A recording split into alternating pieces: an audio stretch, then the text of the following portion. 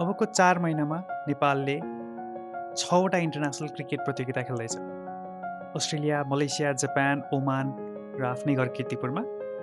Nepali cricket इतिहासमा यस्तो season सायदै कहिले आएको होला। आज हामी यी 6 वटै प्रतियोगिताको बारेमा ओभरभ्यू गर्नेछौँ। कुन कहिले हुने हो, कोसँग खेल्ने हो र नेपालले के पाउँछ। यो पुरा तस्विर हो। एउटा प्रतियोगिता सकिन्छ, अर्को सुरु हुन्छ। भदौ 4 मा डार्विन, भदौ 24 मा मलेसिया, असोज 8 मा जापान, असोज 23 मा ओमान, कार्तिक 9 मा एनपिएल र मङ्सिर 23 मा इन्डिया एसँग कीर्तिपुरमा खेल्ने प्लान छ। सेड्युल एकदमै टाइट छ। त्यसैले कोच स्टुअर्ट लले हरेक फर्मेटका लागि छुट्टै टिम बनाउने घोषणा गरेका छन्।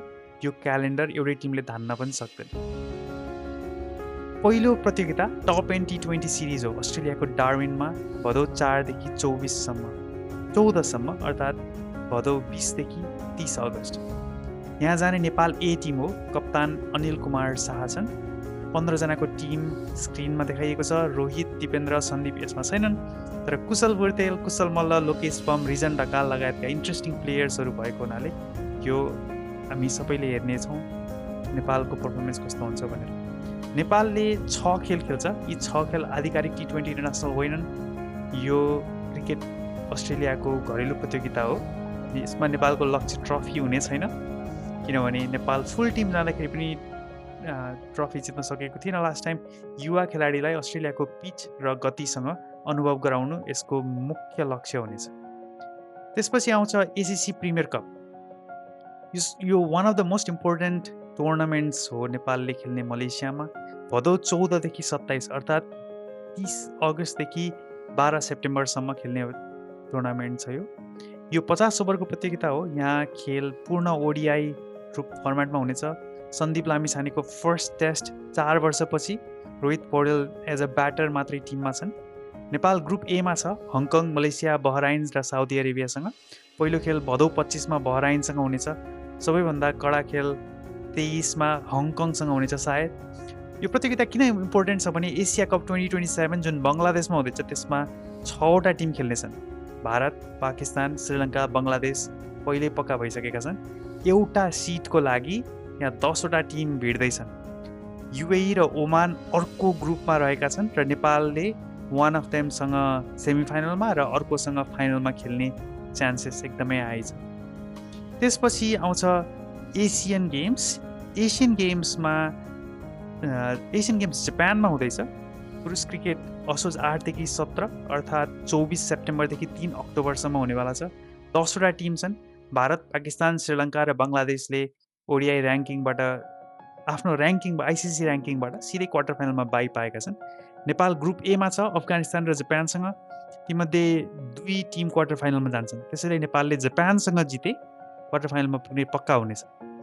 यहाँ अफगानिस्तानले पनि बाई पाएको छैन, त्यही भएर नेपालले 2 वटा टेस्ट राष्ट्रलाई हराउन सकेमा नेपालले रजत पदकसम्म पाउने पक्का हुनेछ। तर यो सबैभन्दा कठिन च्यालेन्ज मध्येमा पर्छ नेपालको, किनभने नेपालले अफगानिस्तानलाई हराउन पनि मुस्किल छ। त्यसपछि अरू टेस्ट राष्ट्रलाई हराउन झनै मुस्किल छ।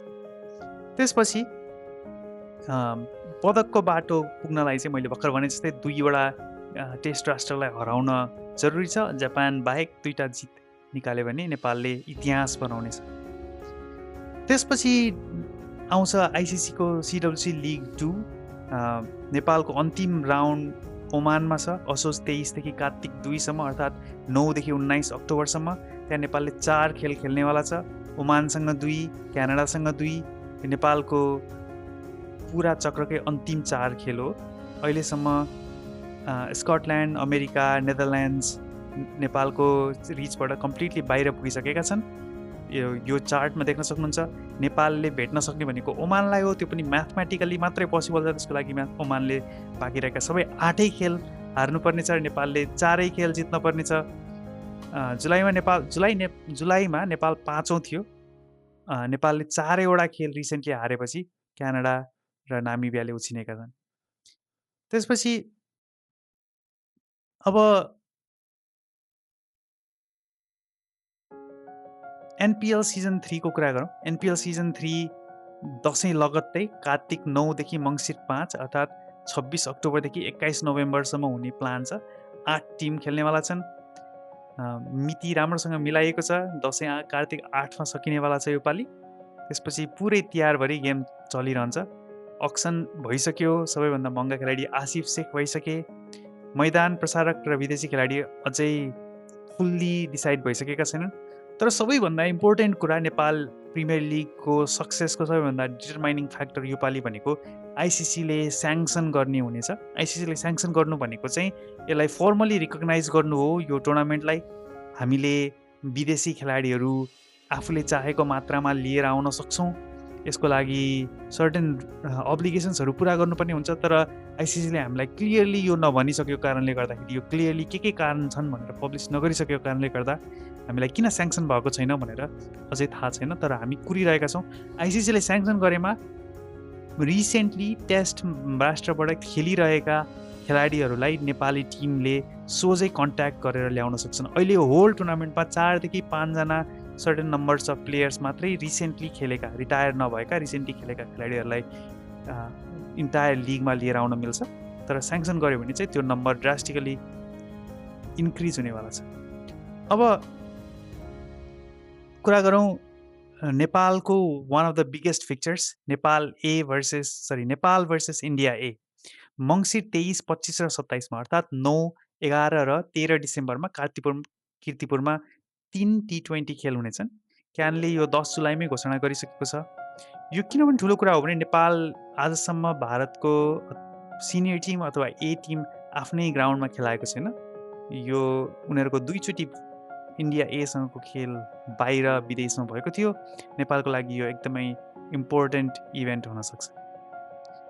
नेपालको लागि के भयो भने यो इन्टायर सिजन सक्सेस भएको मान्ने, प्रिमियर कप जित्नै पर्छ नेपालले। किनभने युएई, ओमान जस्ता टिमहरू भनेका हाम्रै लेभलका एसोसिएट टिमहरू हुन्। यिनीहरूभन्दा हामी क्लियरली बेटर छौँ भनेर देखाएनौँ भने हामीले जुन कुरा गरिरहेका हुन्छौँ टेस्ट राष्ट्रको वरियता पाउने भनेर, यी लगायतका कुराहरू चाहिँ लगभग असम्भव हुन्छन्।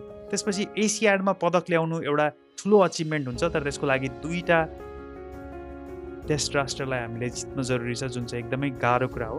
तर एउटा सक्सेस मेजर त्यहाँ खेलेर जापानलाई मात्रै जितेर आउनु नेपालको लागि सक्सेस हुनेवाला छैन। त्यसपछि ओमानमा 3 देखि 4 जित निकाल्नु एकदमै महत्त्वपूर्ण हुनेछ। ओमानको कन्डिसनमा नेपालको गेम अहिलेसम्म रिजल्टहरू खासै राम्रो छैन। तर रिसेन्टली वेस्ट इन्डिजलाई ओमानकै कन्डिसनमा हराएको हुँदा फेरि पनि त्यही कन्डिसनमा राम्रो रिजल्ट ल्याओस् भन्ने हाम्रो अपेक्षा हो। एनपिएल सफा राख्ने र एनपिएल स्याङ्सनिङ गराउने आइसिसीबाट एकदमै ठुलो क्यानको रिस्पोन्सिबिलिटी छ। पारस खड्काले धेरै राम्रो कामहरू गर्नुभएको छ क्यानको लिडरसिपमा पुगेपछि। Hopefully this is one more thing that he is able to accomplish. प्लेयरको खर्चहरू अन्तिमचोटि जिमी निसमले आफूले टाइममा पैसा नपाएको भन्ने कुरा सुन्दाखेरि हामीलाई पनि नरमाइलो लागेको थियो। तर त्यस्ता चिजहरू फेरि नदोहोरिएमा र सेफली र सिक्योरली फेरि एनपिएल सिजन 3 अझ होम एन्ड अवे मेजरमा गर्न सकेमा, मूलपानी अथवा एक्स्ट्रा टेक स्टेडियम ओभललाई प्रयोग गर्न सकेमा एनपिएल म्यासिभली सक्सेसफुल भएको मान्न सकिन्छ। Thank you so much.